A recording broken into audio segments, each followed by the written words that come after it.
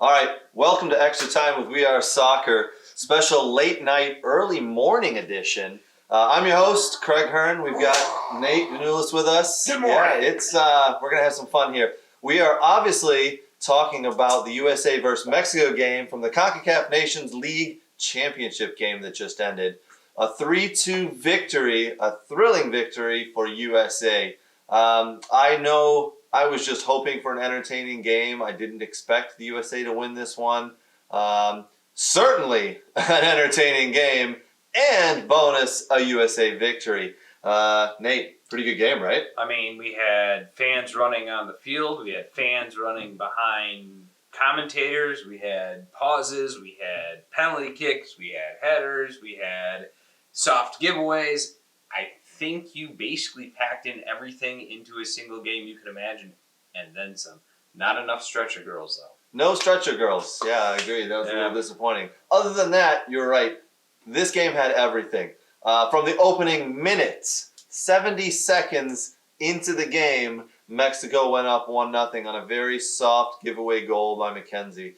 Just a bad pass, and Mexico took advantage of it with a very nice goal right off the bat. I had friends and fans kind of texting me saying this could be a disaster. Yeah. This could be bad. It didn't look good. That first half, Mexico, I thought they did what they normally do. Now, Mexico's ranked 11th in the world in the FIFA rankings. I know the FIFA rankings don't mean much, but Mexico is a very good team. They've done a lot of good things in the last couple of years. And I thought they controlled the play. The possession was 59%, 41%. They created the better opportunities, but only had that one goal. And the one got called offside. I mean, this is true. Go ahead. The McKenzie goal was pretty bad. It was bad. It was poor. I don't know what happened. I don't know if it was nerves, because he had a great rest of the game. After that little flub, he came. I thought he was really good the rest of the game defensively. Playing out of the back was fine. It was really that just minute or two right in the beginning where that switch happened and that goal went, basically a pass went right to the other team and the goal went in. He got a little lackadaisical. He just, it was very, he just had a little brain fart. It's the only way to say it. It just wasn't very good. And Mexico controlled that most of that half. But, you know, as it went along, they actually put the ball in there a second time, except for VAR intervened and said, no, sir, offside. So instead of it being 2-0 to Mexico, it was still 1-0. And then I believe it was 2 to 3 minutes later, the USA took advantage. And as they did all game long on set pieces, just dominated Mexico. Yep. The U.S. big men, the defenders, the athletes really got up there and did their job. A corner kick for the USA. They took that corner kick, came back off the post to a one, Mr. Gio Reyna standing on the 6-yard line, who slotted it home for his first international. Let me put that right. A competitive game, his first USA goal in a competitive USA game. Very well taken. Ties it up 1-1. I was happy for him to get that goal because he had a bunch of chances versus Honduras. I thought he was great during them early on. And a bunch of near misses, and it was a nice little goal where he was basically just in the right place, right time, pinged off a bunch of players, and just punched it in to help send them into the half on even ground. Yeah, and coming off of the second half, I thought both teams kind of went at it. I do want to say before we discuss the second half, the entire game, it looked like both teams were really going at it. The USA sat back a little bit to soak up pressure and then broke out. But as the game grew, they grew into the game. As it went along, they just kept growing into the game. I thought they did very well. The USA have a very young team. They have a lot of talent on the team. It doesn't have too much experience in big games like this for the USA. And I thought they really came along nicely. One of the leaders for the USA went down in the 68th minute, Zach Steffen. Not touched, came out to grab a through ball, grabbed it, picked it up, kind of jogged, and then went down with a knee injury. It's always kind of weird to see someone go down with a non-contact injury. You worry what could happen. So it's certainly one of the leaders there, one of the older players on the team. you really thought, what's going to happen here? We're tied 1-1. You were worried. I was absolutely worried. I because wasn't. Now you've got a goalkeeper in Ethan Horvath who's coming in and he's cold. Probably didn't expect to play in this game. And you really got to, as I said to Nate as we were watching the game, Mexico right now, when they get the ball, need to go straight to goal and put as many shots on this cold goalkeeper as possible. They didn't. They missed out for a couple minutes there. They let Ethan Horvath grow into the game really quickly. He got the ball to his feet. He passed it around. He made a couple easy saves. But then, oh my word, he really showed his confidence, showed what a player he is. Because, man, did he make some big saves. And I've seen him play. He plays for Club Brugge. Club Brugge, yeah, for sure. Very solid player. He's played in friendlies before. I was pretty confident when he was coming in, saying we're not going to have a problem here. I get the whole coming in cold thing, and that was the X factor of it. But I was confident that he was going to come out big. And I yelled it out a couple of times, so I think we're okay. Yeah, and USA was more than okay. And then there was a flurry of substitutions. Yep. And so, sorry, go ahead. I was going to say, on the other end, speaking of saves, Ochoa had a bunch of header saves with those corners coming in, and they were coming in hot until McKennie broke the line. USA was pretty much dominating on those set pieces. They were getting those big boys, McKennie, McKenzie, Brooks. They were getting up there and getting some headers and really doing some damage on those set pieces. It was that substitute that Mexico made that really you could see it was done tactically. So on the right-hand side, they were lacking a little pace. They put in one Diego Lainez. He's a 20-year-old who plays for Real Betis in La Liga, and they put him in specifically to run at Tim Ream. Tim Ream, the left defender for the USA. When the starting lineup came out this evening, I was a little disappointed to see him in the lineup. There was two people. We'll jump back for a second here. Two people I did not want to see in the starting lineup today: Tim Ream and DeAndre Yedlin. How dare you? I know. How dare you? Tim Ream, though, proved me right. That was not a good decision to put him in. We'll get to DeAndre. Okay. All right. So Mexicans made a substitution. The Mexican team made a substitution and put Diego Lainez in there, who's very quick. And, man, has he got some good foot skills. He got around Tim Ream the first time, crossed the ball, and nothing came of it. A minute later, he went right at Tim Ream, ran around him, put a nice ball into the back of the net for the Mexican team to go up 2-1. Beat him like he owed him money, and I think I said 30 seconds or 10 seconds right before he shot, goal. Yep. Yeah, I mean, it was very easy to see what the Mexican team was trying to do there. They were running at Tim Ream on purpose. I will go back and say the DeAndre Yedlin into the starting lineup, he proved me wrong. He played very well, I thought. He did well. He can make some mistakes occasionally, but I thought tonight he played very well. So kudos to DeAndre Yedlin. I think he's one of those players that you want in a game like this. He's a scrappy player. He's quick on his feet. He's a good tackler. I think Ream, it was probably a product of, all right, we're out of options. Robinson did not do very well against Honduras. Adams is a question mark. Can he play 90 minutes? So I think they got put into a situation where they put Ream out there because they could kind of trust him a little bit, even though he was struggling the whole game. Because eventually he did get subbed for Adams, and then it got fixed. And I get that you want someone like Tim Ream who's played in the Premiership, right? And he's played in big games. You want him alongside those youngsters of Pulisic and Gio Reyna and McKinney and Des. You want that, someone who's been there and has that experience. But I think he's past his prime at the moment. Yep. And I'd like to see Richards get put in that spot. Yeah. But unfortunately, they didn't call him up. So, a couple of minutes after that goal, a little later, Tim Ream was subbed out, and I think that worked out well, to be honest. So, yes, Mexico held a 2-1 lead at that point, and then another set piece pops up for the USA. And who's on the end of it?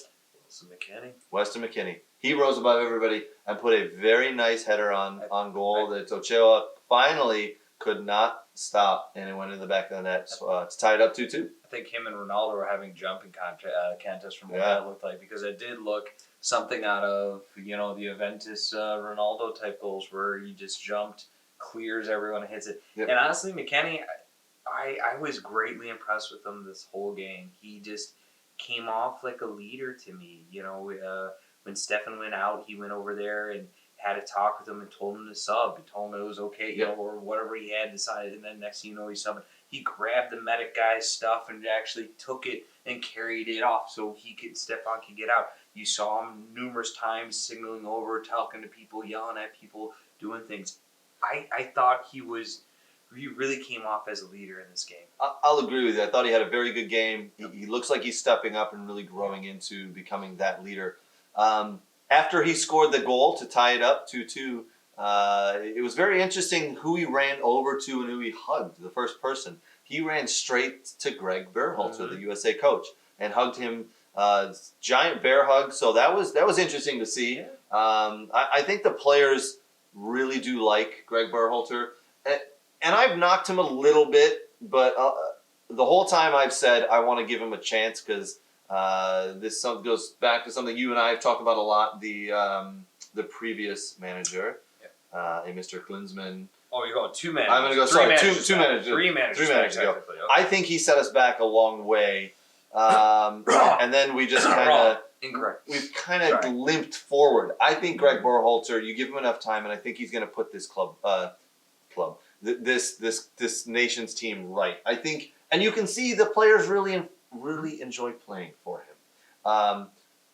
That's for another day, another discussion. But the end of the game, it finished 2-2. I know, you and I, Nate, we're pretty happy to see it finish 2-2. We said, you know what, USA have played well.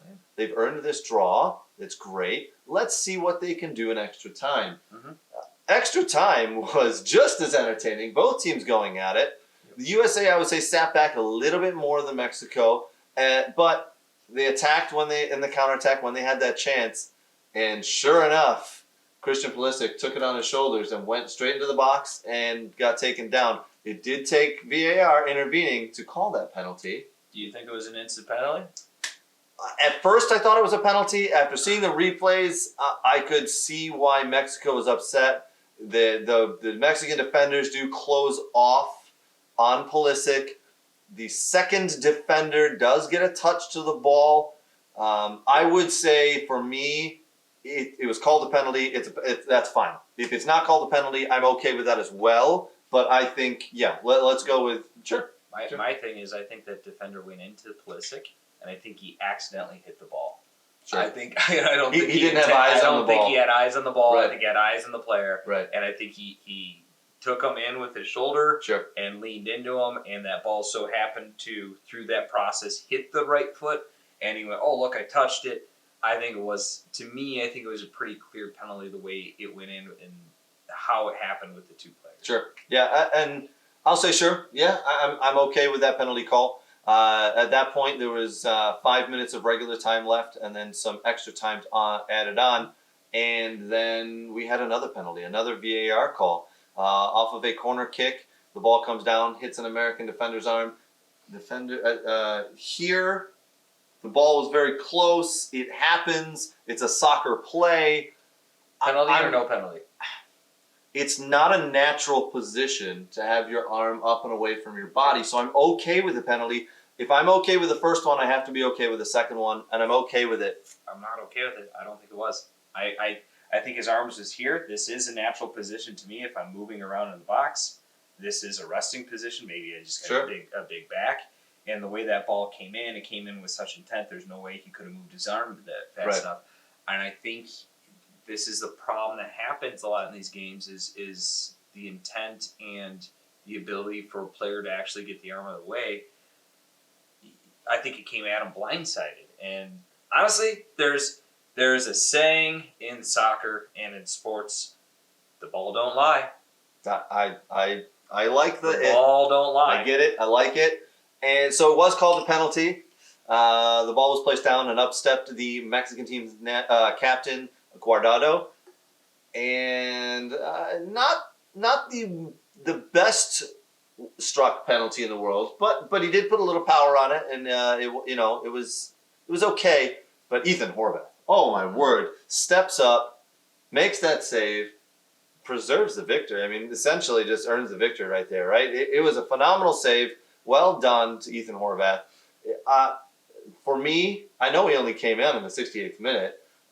Played the extra time, then played. So he only played about 50 minutes of everything. But for me, probably man of the match. Well, it went to Winston McKennie. The official one went to Winston McKennie. Man of the match was Weston McKennie. But for me, I think it has to be Ethan Horvath. It's a close tie. I mean, I could definitely see Horvath. He did come up huge. Made several big saves in wasn't supposed to. And you got a point of having to come off the bench, not expecting to play, not getting a full warm up like a starter would get, and then being expected to perform like that. So for sure, I could understand that argument. To me, I still got to go with McKennie. Okay. Just because of the way, just the way he conducted himself on the field. But a very close right there would be Ethan Horvath, and then right there, almost tied with them all, is DeAndre Yedlin just proving everyone wrong, and Nate Wright. Yeah, something like that. Let's not forget to talk about some of the interaction with the fans that was happening. It was very unfortunate.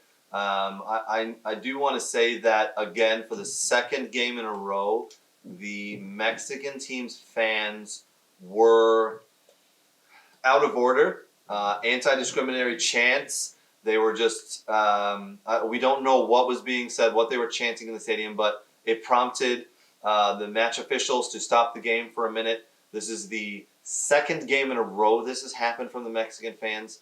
Quickly becoming one of my least favorite fan bases because of this. So anyone who's traveled, I've only heard the stories, I've never been there. Anyone who's traveled into Mexico for U.S. national team games has said that, they've gotten weird balloons filled with bodily fluids thrown at them. I hate to say this is it's uncommon because it's happening in the States a little bit, but it's commonly is stress over. Now, Reyna gets popped with he had his first introduction to a beer apparently tonight. Yes. But at the same time, and I'm not trying to excuse anything happening, I thought it was a little dumb for the U.S. U.S. players to go to the opposing fan section to do that. I will 100% agree. They probably should not have run over to the corner where the Mexican fans were, who could throw beers and cups at you. That's just taking gas and throwing it on But with that being said, they were on the field. The USA players did score a goal. They were on the field, and they do not deserve to have beer thrown at them or cans thrown at them. I'm not saying they should, but you basically took a can full of gas and tossed it on a fire. Agreed, 100%. You could have went to your section where your fans would have been. Lesson learned for those young American players. But I think the message we'd like to convey is that Mexican fans, it's got to be better. It's 2021. We can't have anti-discriminatory chants. We can't have things like that happening. It's got to stop. It's just dumb. It's more about the sport, right? More about the game. So overall, USA wins 3-2 tonight in the CONCACAF Nations League Championship game. And what does it officially mean? The USA they got a trophy. They get a trophy, a very big trophy that everybody's very happy about, but they're automatically entered into the Gold Cup. They qualify automatically for the Gold Cup apparently. So I thought there was a little bit more to that, but I guess at the end of the day, you get the first ever trophy to the first ever competition of this kind in this region. Who knows what happens with the Gold Cup now? But at least you got some hard work for 2021, and bragging rights for now over Mexico. And you beat your rivals, and you got bragging rights. So that's great to see. Well done to USA and the national team. It's great. So well done. That's us. So we're all wrapped up. Here we are, soccer. Join us later in the week for a little bit more Bundesliga chat time and some more live shows, and we'll go from there. All right. Cheers, guys. Thanks.